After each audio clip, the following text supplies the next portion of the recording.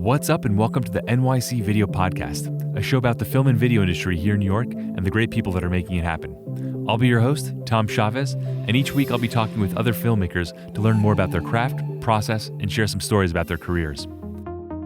On this week's episode, I caught up with Rob La Rosa, a Brooklyn-based sound recordist who I've worked with on a number of interview and branded content shoots throughout the years. Rob is an alumni of Long Island University, and he's also the co-founder of The Majors Productions, a boutique production company that does interview shoots, PSAs, and branded content spots. Throughout the interview, we talk about getting started, finding mentors, buying gear, and a number of other set stories. Let's go ahead and jump into today's interview with Rob La Rosa and learn a little bit about the life and process of a sound recordist and running sound on set. If you're looking for a gourmet kitchen space for your next video production, check out Cooktop Studios located on the waterfront in Sunset Park, Brooklyn. The space is 3,600 square feet in size and it gets lots of natural soft light. The kitchen is outfitted with decked-in countertops, finished cabinetry, and induction ranges and convection ovens. There's also an ice maker, dishwasher, and multiple refrigerators for your food stylists. Getting to the studio is super easy. It's minutes away from the BQE, subway, bus, or ferry boat. Cooktop also has on-site parking for production vehicles, clients, and crew. To learn more about Cooktop Studio and to see a video walkthrough of the space, visit cooktopstudio.com. Also, be sure to follow them on Instagram to see behind-the-scenes photos that other productions post on social media. I'll leave the links in our show notes. If you end up booking the space, you can get a discount by mentioning the promo code NYC Video Podcast. Happy shooting and bon appetit. Okay, so I have Rob here today on the show. Thanks for being with us, Rob. How are you?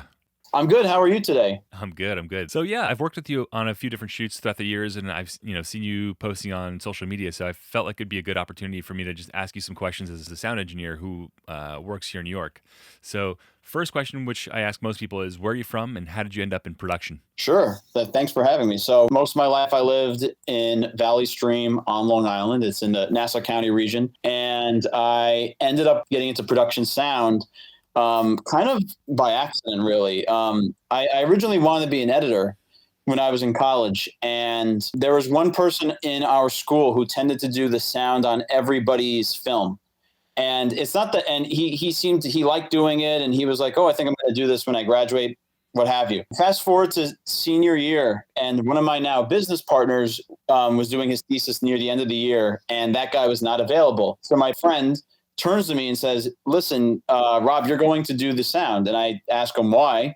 And he says, because so-and-so is not available. And you're also co-producing this film with me. So you got to do it. So I had dabbled and done a couple of shorts here and there where I maybe recorded a little bit of sound, more just to help out on set, but I wasn't an expert or anything of that nature. And I wound up recording the sound. And when we edited the film, it sounded better than the sound that the person that was doing sound on everybody's film was. And I thought, this is interesting. And then but I still didn't think I was going to go into sound. It just was kind of an observation.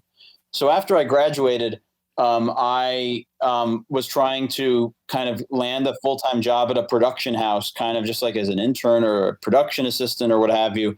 And I couldn't really find it.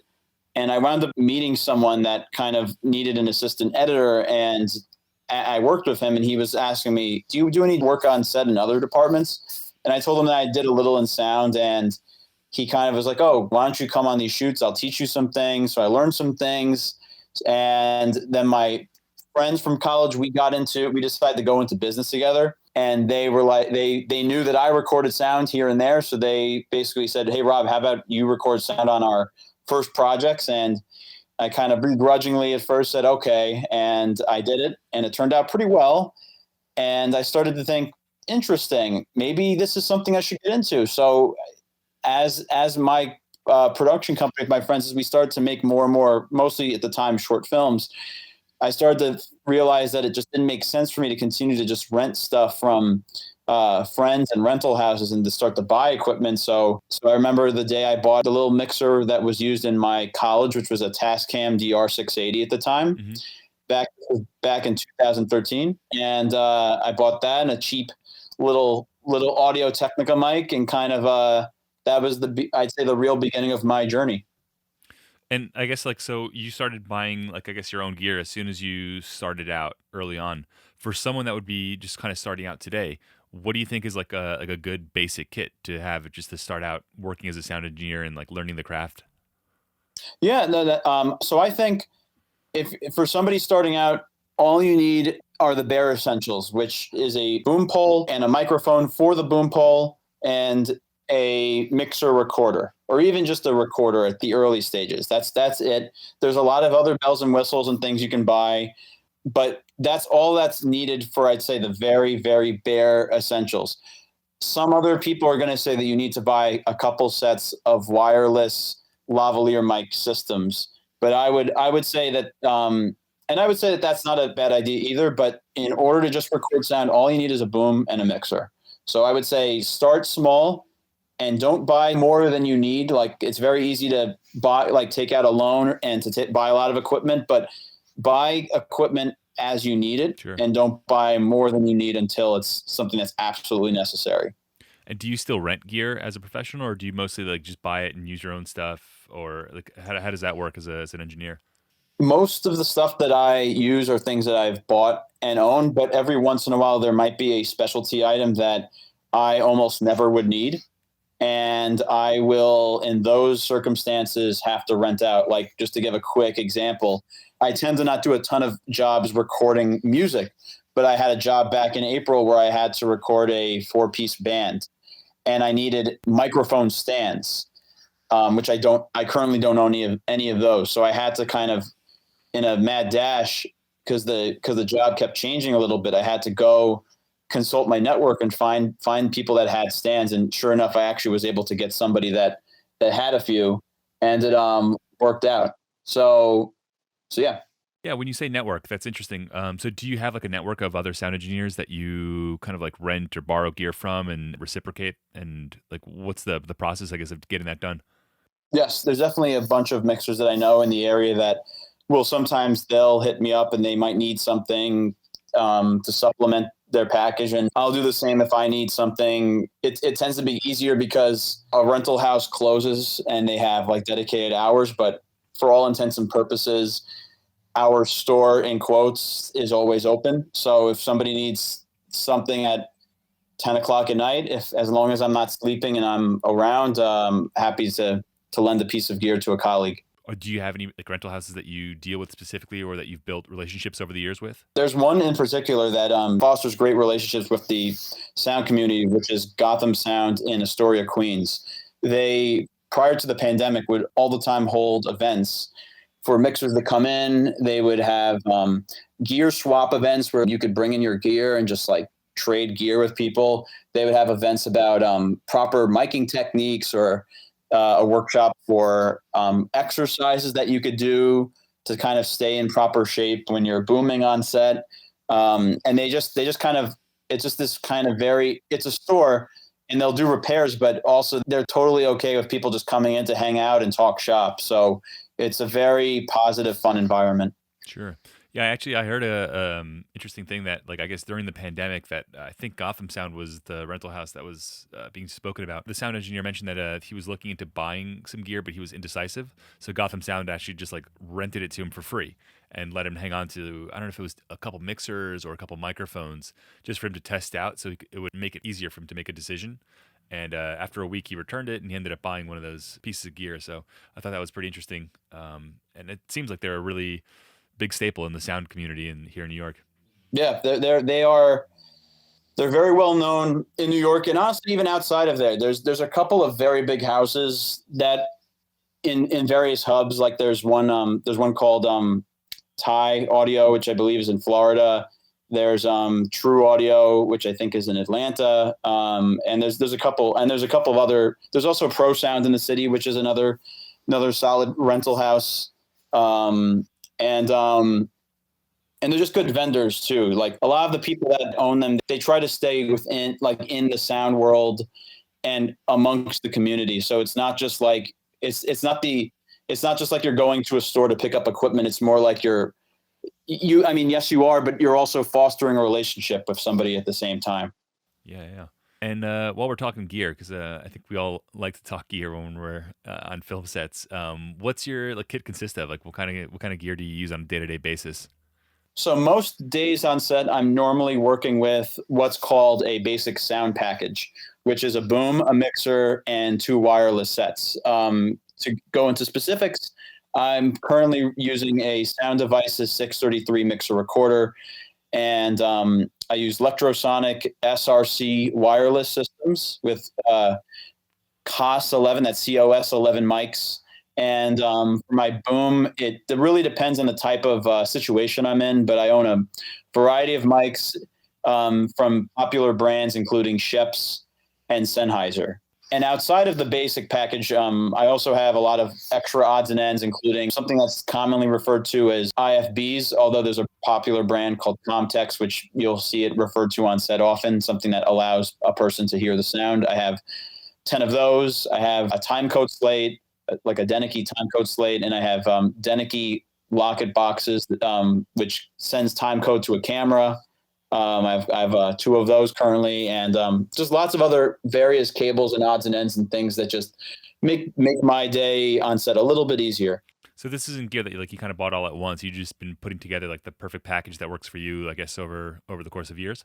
Yeah, it's definitely. I like to say that it's a continual work in progress, and it's still not done. So I'll buy things that make sense for the time. Sometimes a piece of gear might get a little archaic eventually, and it'll be time to sell it and to move on to something else.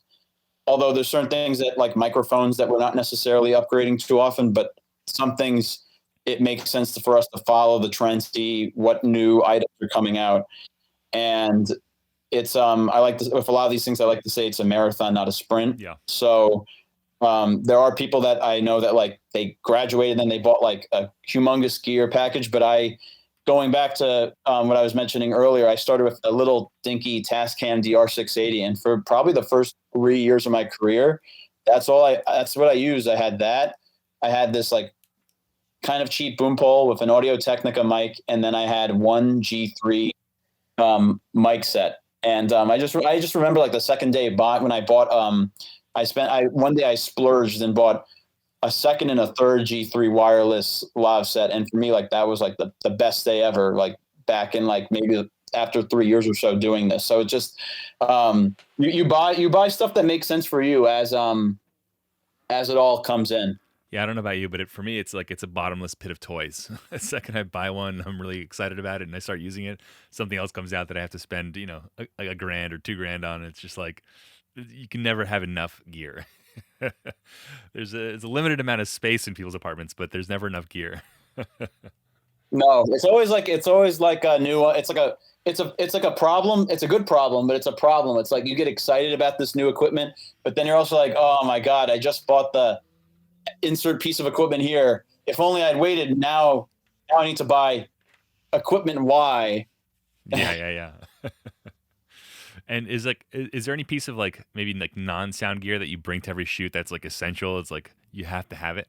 Well, one thing which I always bring, I don't know if this would be considered sound, but it tends to be something that we'll have, is I always bring a card reader on me that has a bunch of different formats on it, because sometimes if it's a really small set where it might be, let's say, just me and a DP and a producer on the really small jobs, they might not necessarily have thought of bringing a card reader, and they'll have a computer for when it comes to offloading files. They might not have like an SD card slot or something for my CF card. So I need to be prepared to give them something that will allow it to work. The other thing I'll sometimes bring too is, and it's kind of in the same vein, is I'll bring my my laptop with me to some jobs, especially now during the pandemic, because every once in a while they'll need like a laptop for a Zoom call. And I've been on one where like a computer went down and they wound up needing a computer. So it was luckily I had mine on me. So I don't bring that all the time, but sometimes I won't bring it. What are some of the paid gigs that you kind of landed early on in your career, and how did you go about finding those clients? Like how did you get them? Was it through Facebook or through Mandy or what? A lot of my early jobs were things that kind of, I guess you could say I probably didn't have the most normal career compared to a lot of people that probably got into this, where they probably started as a production assistant for a little bit and kind of built their network that way. I worked only the first and only job prior to really getting into sound that I worked on as a production assistant. I actually wound up meeting the sound mixer on there and like getting to like play around with his gear. And I kind of also knew then I was like, wow, this is great. I love this. So a lot of my early stuff was I was always kind of around sound even from the start.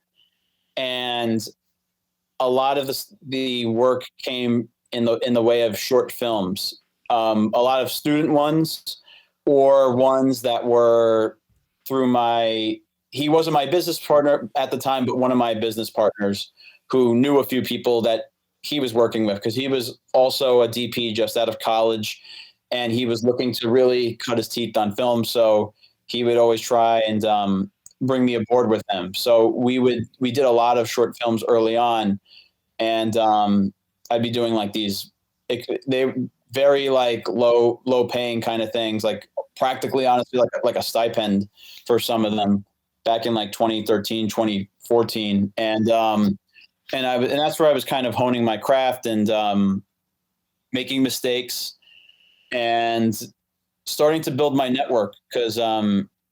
And a lot of this is really like, it's kind of like a snowball effect. As you meet one person, it can lead to the next and lead to the next. Like one of the first people that we worked with, he wound up, the director wound up having a part-time job working at the now defunct company Sleepy's, which is now Mattress Firm.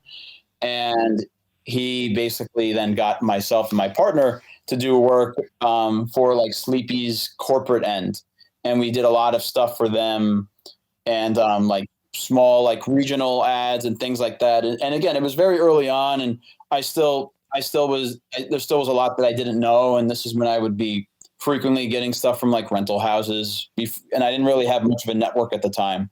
But as things went on, my network would grow, and some of the people that I worked with would grow into other realms. And that's kind of how I would like get into other facets of production outside of the narrative end, like the corporate side or the digital side or like the high-end doc side. Sure.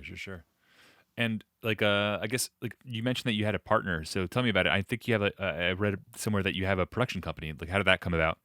So I co-own a production company called The Majors Productions. It's myself and three other people. And the four of us, we all were called The Majors Productions because we were all film majors in college together. And also majors is in like the major leagues. So it's like a two-part name. And when we graduated, we already knew that we worked well together, and we had talked about potentially going into business together.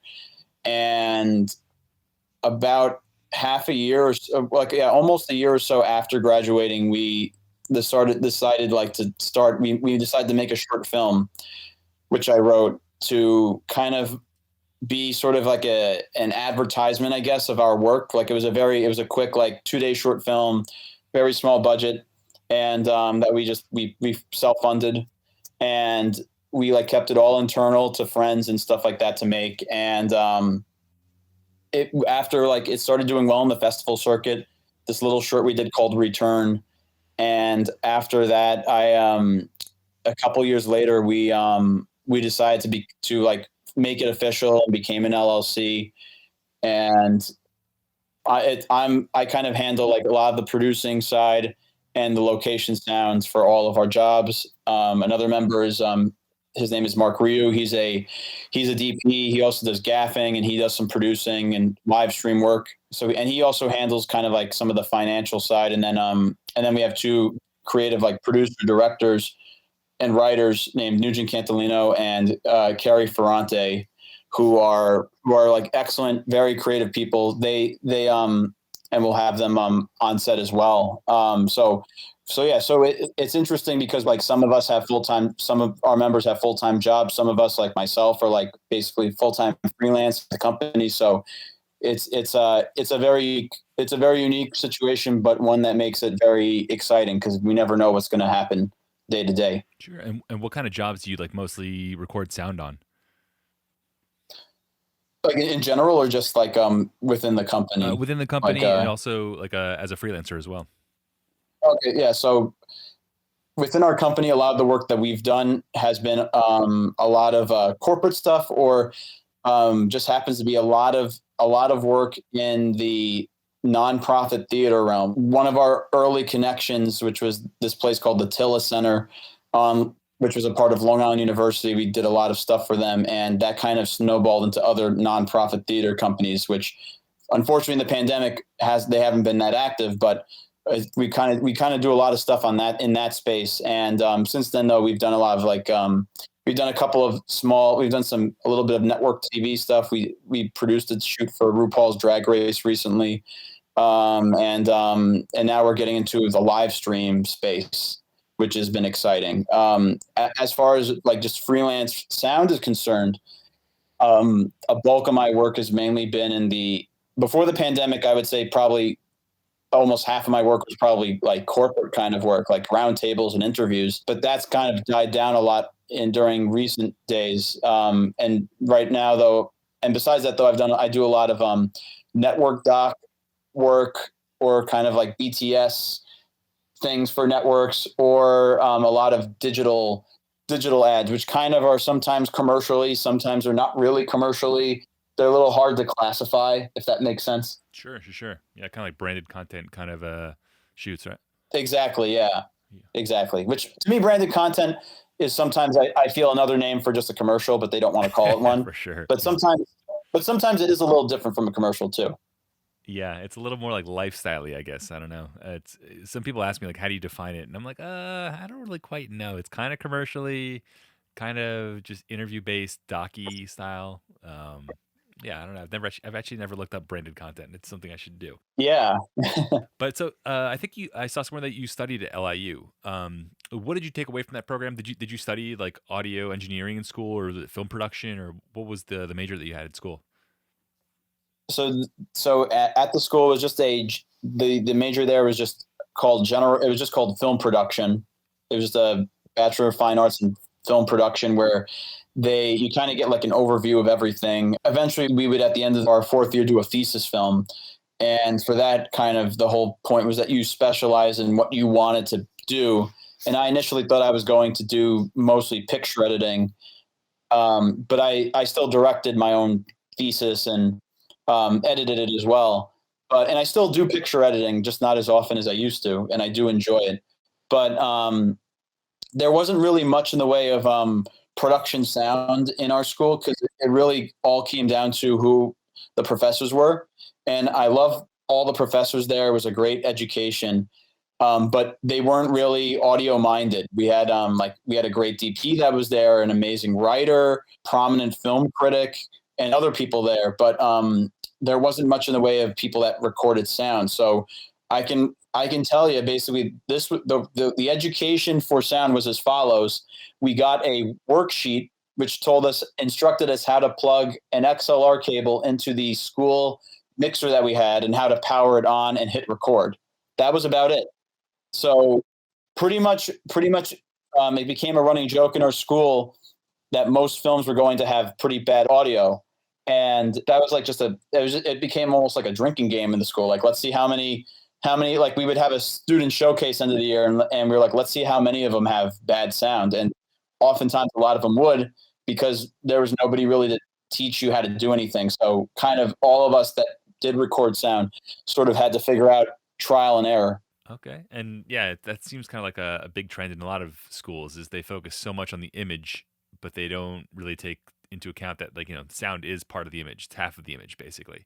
So yeah, it's interesting that it's not just my school too. Like my school, they did a good amount of sound, but I know that other schools within the CUNY system focus almost solely on camera, and sound is like an afterthought. So it's definitely something that I think film schools should kind of listen and focus more on. And do you think that the program itself, do you think it prepared you for like a freelance kind of career, or was there still like a lot of stuff that you had to learn after school? I personally think I think it set me up for how to conduct myself on a set in terms of what I'd be expecting to see in some of the positions I'd find out, and also just kind of from a like producing standpoint, like what like the flow of a set would be like. In terms of though preparing oneself for making it a career, they didn't really give us too many tools in terms of how, like, where do you find work? How do you get work? on set, it just sort of felt like the only path that I thought about when I got out was I'm going to have to find sites that have full-time job opportunities and try to work at like a production house and get in with them. And then I imagine like I'll get in with this house. I'll find out, I'll like let them know what my specialty is and I'll get in that way. But I quickly found when I graduated that most places wanted either an intern that was still in college, or for a beginner's position, they wanted somebody that had 1 to 3 years of experience. So I was kind of like stuck between a rock and a hard place because on the one hand, I'm new, but I also wound up working on so many short films that I didn't have time in college to do an internship either. So I never got that experience because a lot of us were under the impression, and we were naive, that if we work on a ton of short films, that one of them is going to do really well, get into festivals, and we're going to be noticed. And that's obvious. That's not the reality of how things are. So I don't think that from a business like standpoint, like turning this into a career, I don't think the school fully prepared me for what the realities were going to lie when I got out. But there are plenty of people from my school that are working and they found their path. So I think part of it comes down to the passion you have for this field. And if you do have that passion and you don't give up on it and try to take every path that comes your way, you're going to figure out a way to work in this field.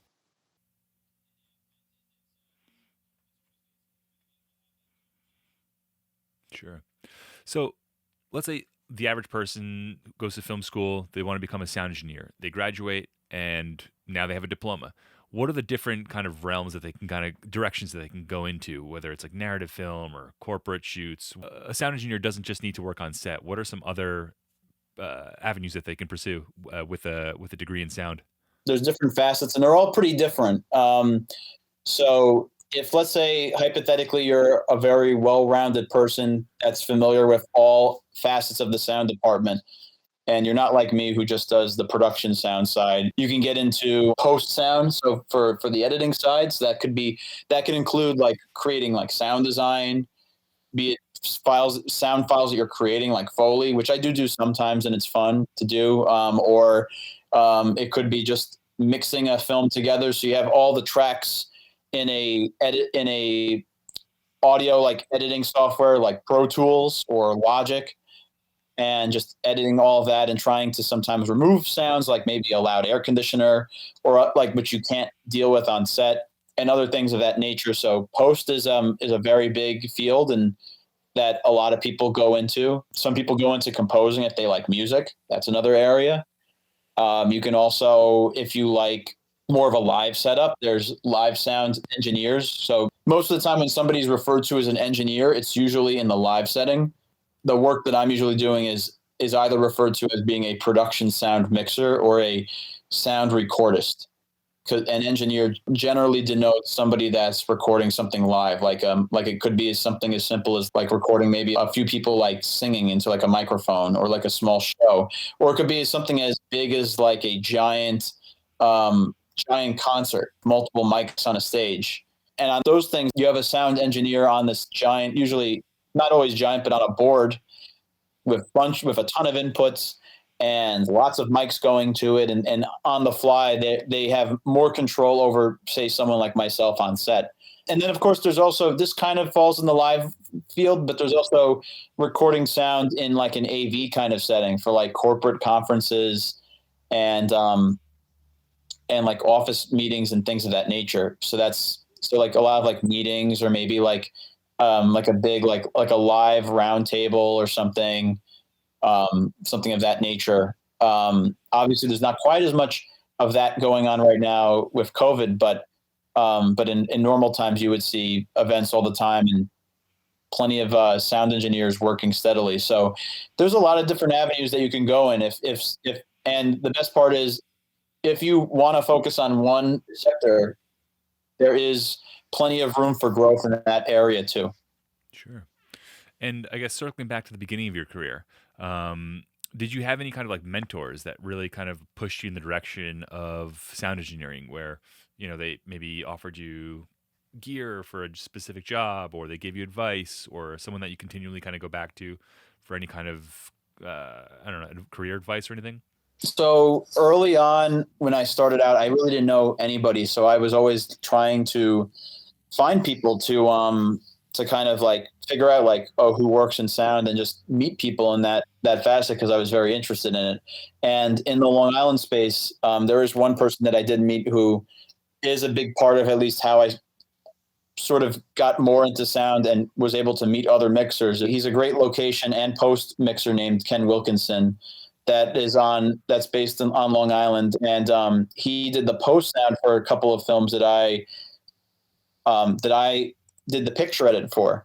And I would go to his studio when he was doing the edits and watch what he was doing. And I wasn't interested in the post sound, but I was telling him what I was into, and he gave me advice, and he actually helped connect me with a few sound groups on various platforms that allowed me to kind of get to know the greater sound community.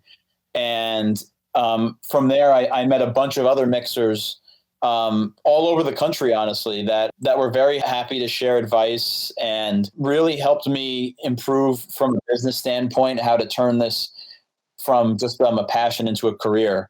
So honestly, like if I was to list every sound mixer that's made a difference in my career, we'd be on here for a very long time. Another question that I had also is, there's always this kind of like ongoing debate of whether you should specialize in one genre, or should you like diversify and like work on several different kinds of projects.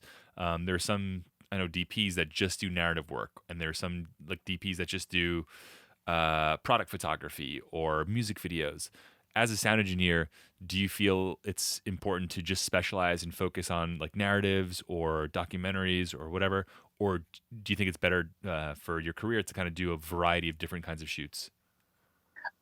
I think it depends what world you want to live in. And what I mean by that is there's some mixers that I know that their dream is to be in the union and to be working on big TV shows and feature films. And that is great. And if you want to work in that realm, probably in the narrative side is the right path for that. I know as of now, I don't necessarily really want to be in that realm, because my 2 cents is, if I was in the union, I wouldn't have time for my production company, would have to step down, which I'd rather not do. So it really depends on what type of work you want to focus on. And I think it doesn't hurt to have a variety of jobs that you do, but it's also good to have a priority, because there's some mixers that want to mainly work on corporate things. There might be some that want to work on just commercials. And then there's some that love working on just the indie short film most of the time, or like on big features. So I think the question is tailored to it's on a case by case. I would just say that for the average mixer out there is just to ask themselves what type of job gives you the most passion and makes you excited to wake up each day to show up on set and to record sound. And whatever the answer is for that, that's what you should try to really focus on. So this is just changing subjects a little bit, but I think it's really important for a lot of freelancers. I know I've dealt with it. I know a bunch of other people who've dealt with it. Have you ever been stiffed by a production, like just not flat out been paid for, the entire job or a portion of the job? And how did you deal with it? Or do you have like any kind of deal memo that you make productions sign before engaging with a project? So I don't have, I guess you could say, a deal memo per se, but what I do have is something called a rate card. So if, let's say, I had a phone call with a prospective client and they booked me, I then will send over this document that I created, which has my booking terms. It lists out gear prices. It lists out my day rate, and it also mentions a lot of things like cancellation policies, or what is my policy when it comes to travel days, or holding on to sound files after the job is done. So it kind of is like a de facto deal memo. It's kind of like it's not a signed thing, but it's sort of, these are the terms that like come with booking me.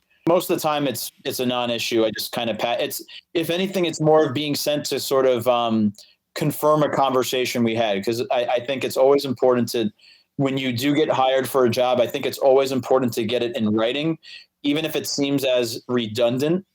It can definitely bite you in the ass if you don't have it done that way. So that's the first part. First part of your question.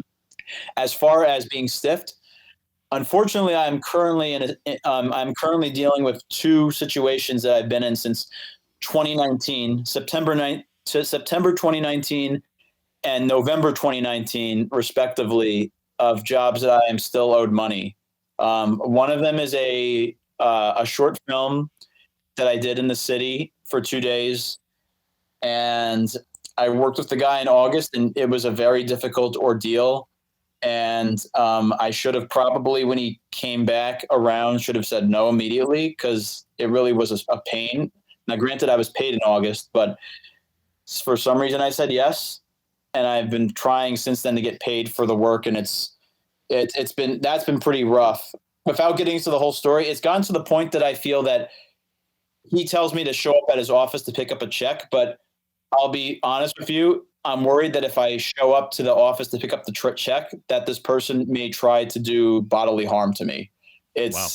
I know that's like really extreme, but that's kind of the vibes I get from this person. Wow. So I might just kind of let that die, because it's not a ton of money, but it's, again, obviously the principle. You worked for the job, you should be paid for your time. Absolutely. The other one is a lot more money, but it was a corporate shoot I did where the guy was nice. The job was great. I brought on one of my friends who's a DP on Long Island. I brought him on, and we did 3 days, and everything was great. Like, the shoot went excellent. We sent our invoices in and everything. But then over time, like, we didn't get payment, and we would follow up with him, and he then was like, the guy was giving us kind of like all these reasons he couldn't pay us, and saying that, like, he had a major surgery that happened, and then he was having issues. He was losing it, had to sell his house, and then the pandemic happened, and that made it harder. And I will say, to the guy's credit, he has since then paid me a little bit of what's owed. So I'm hopeful that I will get paid for that one. But the other one, the short film that I did, that one, I think I have to just kind of cut my losses. So it's unfortunate, but it happens. Yeah, I think it's really important what you mentioned about getting everything in writing. I've been doing this now for like 13 years or so, or 14 years, and I've only had to go to court 3 times. But every single time I've gone, the early years that I was operating, I didn't have a contract, I didn't have any kind of deal memo, but I made sure that everything was clean cut in either an email or text message. And both times, I always had to print out. When I showed up to small claims court. I printed out my emails. I printed out the screenshots that I took on my phone and emailed to myself, and printed those out. And within a couple minutes, it was just an open and shut case. I won all 3 cases because I had everything in writing. And I'll never forget, like, the first time actually I went to court, the judge said, like, the award goes to Tom Chavez, and he turned to me. He's like, "Next time, make sure you have a contract." And like an idiot, I still didn't. It took me a couple more years to actually flesh out a proper contract. But having all that stuff in writing has saved me every single time. So I heard an interview with another sound engineer here in New York, and he had mentioned that a production had stiffed him on an Uber rides over the course of, I think, a week or a 2-week job. He had accrued about $400 or $500 in Ubers, because obviously sound engineers, they have a bunch of Pelican cases, and they can't schlep those onto the train very easily. So a lot of productions will say that they'll cover transportation to set. Unfortunately, this sound engineer did not get that in writing per se. And at the end of the job, they cut him a check minus the Uber rides, and he was out like $400 or $500. And when he followed up with them, they said, "Well, we don't have anything in writing. Can you prove it to us?" And it became a big thing. And same thing, he had to chalk it up as a loss, because he didn't want to rock the boat too much.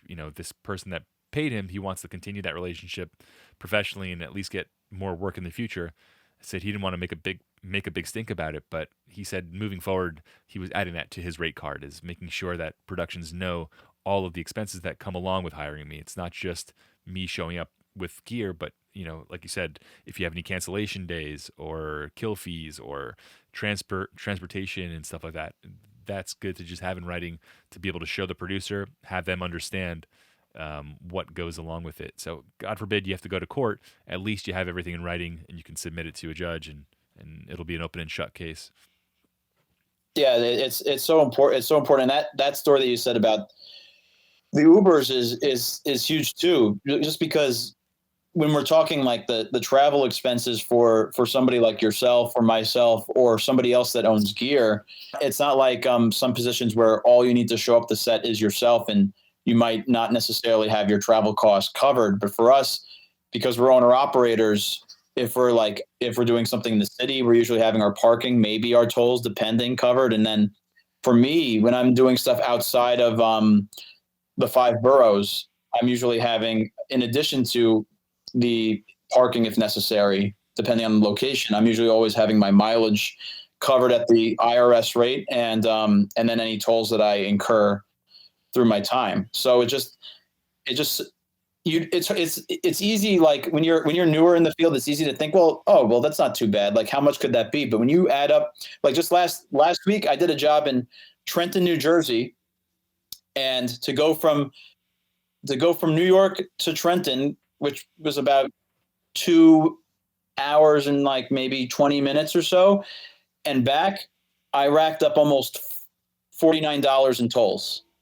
And you're not going to think about that until, like, you might be like, oh, well, how much could the tolls really be? But there's so much depending on the routes you go, and the mileage alone costs well over $100 for everything. So just like all this stuff, it adds up a lot. And that's why I'm always very upfront when I'm booking with a client. Obviously, there's my day rate, there's my gear rental, but I make sure that these travel things are also part of it. And I'm not going to lie to you, I've had a couple of jobs that were basically willing to pay me my price, but they were asking me to work like 2.5 hours or so outside of where I am, and they refused to pay for any travel, and I would turn those gigs down because in those situations I'd be losing sometimes like a couple $100, like $200 to $300 just on the travel.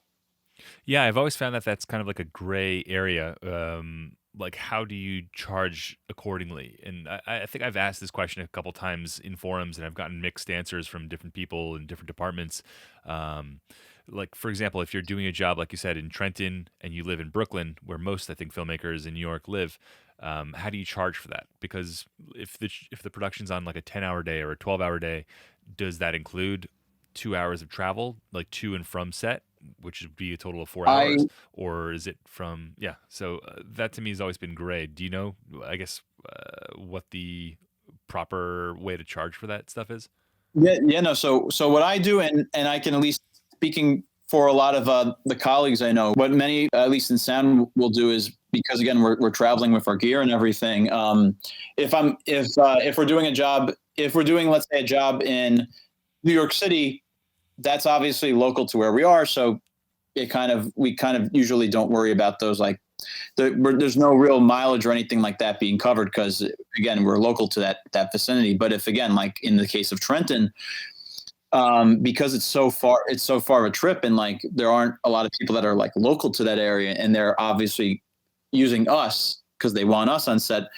I do ask for travel time, or the technical term, as I've learned, is portal to portal. So I will ask for that for like a 10-hour day. And sometimes it works out well in that, now, granted, every department is a little different, and sometimes for sound, we're not needed as long on set as others. If, say, it's just like an interview or something, or like maybe it's an event that's only going to take like 2 hours to do and then it's done. But I've had plenty of days where, like, traveling to like Trenton, and like it might be like 4 hours on the road, and then they have me for 6 hours on set. And if it winds up going over, then at least it's known ahead of time, hey, we might go overtime a little bit. And a lot of productions usually, at least I feel, if you make this known ahead of time, then they respect that. And I've usually had very little in the way of pushback to that. But this isn't really something, you can't like book a job and then show up. Let's say the job is 2 hours away or something, and then show up and then on the invoice tack on that your travel time was on the clock, because it's just like negotiating your labor and your gear, it's something that you have to discuss ahead of time. And I actually like to use portal to portal as a negotiating tool too. So like, let's say somebody's coming in on the low side. I'll mention, well, listen, like you're telling me that the shoot is going to be in a quote unquote half day, but with portal to portal, it's going to actually be more like a 10, 11 hour day. So, Smart. It's really smart. So we need to like kind of discuss that a little bit. And sometimes it then works in your favor if you are able to kind of, it's definitely turned the tide of a lot of jobs where then they realize, okay, yeah, it's a lot to travel. It's a lot of time. And sometimes I like to say sometimes we win and sometimes we lose, but I'm not afraid to lose the job, because in this case, they're reaching out to me. So they wanted me for whatever reason, whether they heard about me or they like me. And if we can't come to an agreement, that's okay. There's going to be other jobs that I'm going to work, and I'll live to see another day. So I'm not afraid to stand up for myself for some of these terms to a point. Yeah, that's definitely an ongoing theme and thing, every freelancer deals with, is being able to know what your limit is and walk away from a job. Sometimes it's just not worth it. Sometimes if they're nickel and diming you about really like minor things early on, that could be a telltale sign of greater headaches that are going to, show up around hour 10, hour 11, hour 12, and it's going to snowball into just a lot more of a bigger issue. So sometimes, yeah, you do need to just be able to know what you're worth and walk away from certain jobs. Yeah, exactly. So while we're on such a down kind of subject, let's talk about worst experiences ever on set. What's the worst thing that you've ever kind of had happen on set, whether it was you forgot something or something that just went wrong or went sideways on a production, and what did you learn from that experience? Oh my goodness. This is such a hard question, because like I can tell you a story for like my worst experience on a narrative set, my worst experience on a corporate set, my worst experience on like a live kind of set where I was still like mixing. They're all like, and they all run the gamut in different ways. But I'll tell you a story for I think the best one I could tell you, because I'll preface this story, actually, it made me question whether I should even stay in this field. I considered leaving the field because of this job. Wow. That's how bad it was. So I want to say I think it was like early 2017, late 2016, a colleague of mine referred me to a job for this small nonprofit that was putting together a short film. And I spoke to the DP. He was very nice and everything. And he sends me the script, and it's like a 43-page script. And then I get the news that this apparently 43-page script is supposed to be shot in 2 days, maybe a third day. Wow. Maybe a third day. Okay. So I was already very on edge about this. I was like 40, and there was a lot of locations, a lot of actors. So I was very wary. So the first day on the set, when I showed up, we do the first scene. It's going fine. We're getting around to our lunch break, and we were going to have Chinese food. And when the Chinese food arrived, before we were going to break for lunch, and the director/producer, who had only prior to this produced one other short for like her nonprofit, she said, no, guys, you can't eat. We need to use the Chinese food as a prop for the actors. And we were like, what? Come again? They're like, yeah, in the scene, the characters are going to be eating, and we need to have them bring in the bag of the Chinese food. And then we need them to be able to like eat their food in the scene. And thankfully the DP put his foot down and was like, the crew's breaking. We're not going to tolerate this. And we ate.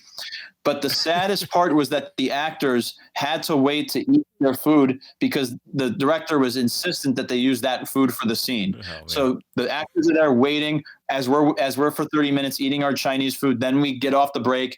Then we set up for the next scene, which takes another half hour. And then they finally get to eat this by this point cold Chinese food. And they had to only eat it in bits for the scenes. They couldn't actually like really eat a lot of it at a time because they had to like try to match their movements. Yeah.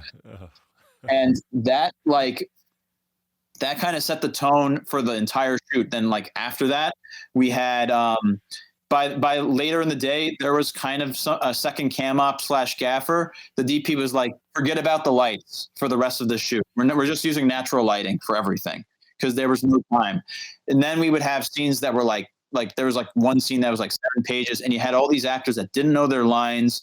Granted, it was a 43-page script, so I can't fully fault them there. But they would be like, they'd have the scripts underneath them on a table, and they'd be looking down, and we'd record these like 15-minute takes where they would like kind of do the whole scene in one shot of their angle, and it was brutal. I've definitely been on those, and that's what we call a shit show in the industry.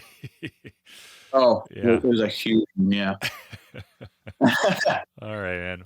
Well, listen, I've got one more question for you, and it's just like it's a burning question that I've wondered for years, and I think a lot of people may have the same question. But how do boom operators hold a boom over their head for like 10 minutes at a time? It's crazy. I have no idea how you guys do that. So, as I come to find, holding the boom over our heads is actually not the right way for us to hold it. Now, granted, yes, when you see lots of behind the scenes things and pictures, you will see shots where that happens. And there are times where you do have to hold the mic very high.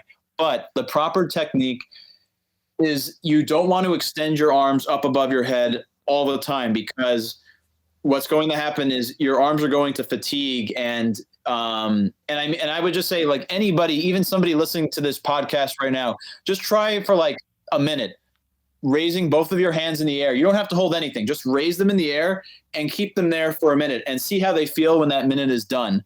I can almost guarantee you that they're going to feel really shot and tired. And it has nothing to do with weight. It's just keeping them in that one position. So what I've learned from some other boom ops, including some that are in the union, there's one very prominent boom op named Ken Strain, who actually has like a little master class kind of for it. I've learned from him that a good way to hold the boom is you want to try to keep it kind of at shoulder length. So, meaning you want to have your arms low.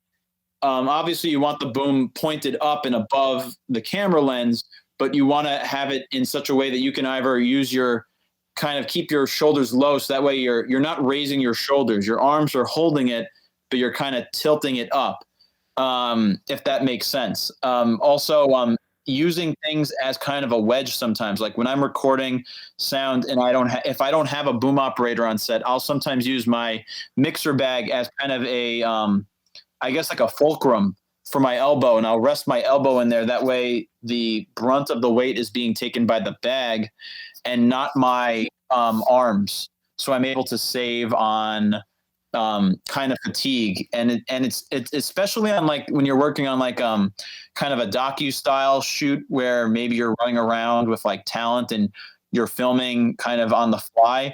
All it takes is like 20 minutes of holding that boom over your head and you're going to be shot. So you have to sometimes develop other techniques when unfortunately production does not have the budget or for a boom op or an audio assistant, as it's commonly referred. Yeah, I've done it before on these, like, like especially like early on in my career, like when I was doing these short films and everyone was wearing multiple hats, and I would hold the thing for like 30 seconds. My arms would start shaking. My shoulders would start to burn. By take 3, I was like, screw this. I'm not doing this anymore. someone else has got to do this because I can't do it. It's tough. Yeah, and what happens is, unfortunately, there's like some more veteran mixers that I've met that have had to, because like there was no one really to show them the proper technique. Everybody just assumed to always do it this way, that they'd wind up needing to get usually like a shoulder cuff surgery, which everybody that's told me is they said you don't want to get that. And it's apparently like a big procedure, and your arms, I mean, it helps your arms, but it's never fully the same after that. So that's why I always like to tell people, like, it's great. Obviously we love to work, but we always want it to be safe. And that includes like department specific things, like holding a boom, like, just to give a quick anecdotal thing. I got asked to do like a docu-style shoot and was told that there might be 2 people on camera talking for an hour or so at a dining room table. And I asked them, do we know for sure they're going to be sitting there? And they said, there's a chance, but we'll know later. And I said, okay. The reason I asked is because I'd rather not boom for an hour with these talent. I don't know what the frame's going to be and how high I'm going to have my hands up. And it's not that I want to be lazy. It's, I have to think about my health, and I'd much rather have 2 booms on a stand setup. That way I can rest my arms and also give you clean audio. Yeah, for sure. I don't think that's an out of the ordinary request to not have to hold a boom over a dining table. Yeah, those kinds of scenes, I'm always like blown away by how some dudes can do it no problem. I know that I couldn't, but yeah, it's gotta be hard. Is there any kind of like easy rig kind of thing for booms where like 2 arms that kind of take the weight of the boom that you can still flex without keeping your hands up? I've been seeing these like exoskeleton type of deals that they're very like, I feel more in like prototypes, but it's kind of like they kind of attach to your shoulders, and I don't know fully how they work. I'll be honest, I haven't really fully investigated it, but I've seen some videos of like boom ops and these like kind of like exoskeleton contraptions, and apparently it takes a lot of the weight off of your shoulders by wearing them. Yeah. But this is something that would specifically be for like a boom operator. You wouldn't be able to wear it for like a sound mixer that's on set also wearing a mixing bag harness. Right. It would have to be for like a set where you have a boom op that was hired on as well. Yeah, I mean, like I imagine like shooting like a documentary with like NBA players must be so hard because those guys are like 7 foot. Oh my God, yeah. No, I mean, it also honestly, it really sometimes comes down to the amount of headroom. The closer that you can be, so that there's not a ton of headroom, the easier it is for us on those days where we have to be very agile on our feet and boom, because then we can keep our arms a little bit lower and save our strength. And then if we have a moment here and there where we have to have our arms raised for a couple of minutes, we'll be ready for it. But if the whole time it's like the camera's going wide and tight suddenly and there's no rhyme or reason, even if the sound is good, it puts us through the paces, and it could potentially be a little bit dangerous too, depending on how long they're asking us to do it for. But the thing is, that's the average. I feel producer is not going to think about that. They'll think about safety, but they won't think about that specific aspect. And I wish more productions really put that into consideration when it comes to like the creative side of how a shot's going to be set up. Yeah, I think it's a good balance of like thinking about safety, thinking about how to technically achieve something, but also looking at it realistically. Like a human being has to do this. Is it going to take a toll on their body? And if so, how much can they endure, and how much is just insanity? You can't ask someone to do that for too long. So I think it also falls on us too, as owner operators and as technicians who are going to be performing the work. We have to be upfront about that and let producers know ahead of time, like, this is a potential problem. We should think about it like this. Maybe we can approach it like that. So yeah, I think being vocal early on in the process of pre-production to sort out those problems and figure out if there's another way to do it and still get the same effect that you're chasing after, Yeah, I think it's very key. Like sometimes in a lot of the pre-production, sound won't always be looped in, even if it's something that seems simple, like an interview shoot. I definitely like to be part of that conversation from the beginning, because sometimes, again, the creative side might be it might be an interview shoot, but there's so many aspects, like what type of space are you filming in? What were you thinking about as far as framing is concerned? What is the talent going to be wearing? There's a lot of stuff that if we could show up to set not knowing, but I'd rather have all that information than not have it. So I think sometimes it's kind of taken for granted about having us as a part of the pre-production process, but I think it can be insurmountable even on a job that is quote unquote easy. Yeah. According to producers, every job I've ever done is easy, because that's how the conversation starts. Hey, I've got an easy job here. It's going to be walk in the park. And then it's, very rare that it actually is an easy job. More often than not, it requires a lot more work than they can imagine. Those are almost always the hardest ones. And I used to say, oh, this is going to be an easy shoot. And that's when I've completely screwed myself. And from now on, like since then, I don't say it's going to be an easy day or a hard day. I just say today is going to be a day. Yeah, 100%. And yeah. Okay, well, that's all I got for you today, man. If the listeners wanted to try to find you online, what's the best way to find you? So the best way that they could reach me is they could follow me on Instagram at Bobby the Pink. That's BOBBYTHEPINK. Or they can check out my company's website, which is themajorsproductions.com. We have a Facebook page too, which is also just called The Majors Productions if they search it on there. And they could email me there or contact me on Instagram. Beautiful. All right. Well, cool, man. I'll definitely drop those in the show notes so people can find you if they weren't able to catch it in the audios. So, okay, man. Well, thank you so much for being on the show today. You answered a bunch of questions that I had no idea, and hopefully our listeners didn't have any understanding really of the sound process. So hopefully they're a little bit more informed and will know how to work with their sound recordists and boom operators in the future. Yeah, thank you so much. This was a lot of fun. This week's episode is sponsored by my lighting company, Master Shot Films. Since 2008, thousands of productions have entrusted the Master Shot team to deliver and operate all of the lighting equipment for their interviews, branded content, and social media videos. Our gaffers and key grips deliver anywhere in the tri-state area. Visit mastershotfilms.com to see a virtual tour of our G&E vans and to see some BTS videos of our lighting setups that we've lit over the years. Save 10% on your first booking by using the promo code NYC Video Podcast. Okay, so I just wanted to say thank you again to Rob for having taken the time to share all of these stories with our community. Rob is always a pleasure to work with, so be sure to follow him on Instagram to keep up with his work. And if you're looking for a great sound mixer for your next production, I'll be sure to leave his contact info in the show notes. So that just about wraps up today's show. Be sure to subscribe in order to be alerted every time we put out a new episode, where we'll be interviewing other working professionals here in New York. If you have questions or themes you'd like us to explore on the show, shoot us a DM on Instagram at NYC Video Podcast. If you're interested in running a sponsored ad on the show, please send us an email at nycvideopodcast@gmail.com and we'll send you some more information. Until next week, I'm Tom Chavez, and you've been listening to the NYC Video Podcast. I'll see you on set.